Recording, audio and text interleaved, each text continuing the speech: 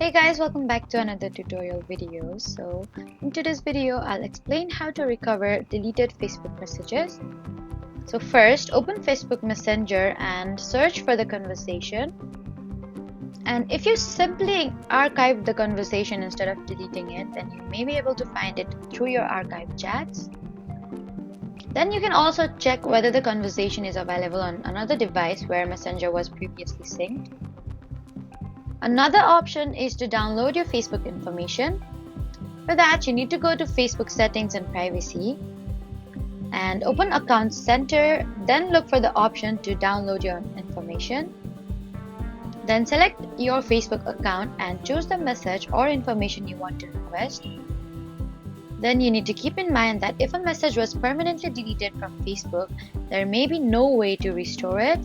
And downloading your information won't bring back messages that Facebook no longer stores. So that was what you need to know about recovering deleted Facebook messages. Please do not forget to like, comment, and subscribe for more helpful tutorials. Thank you for watching.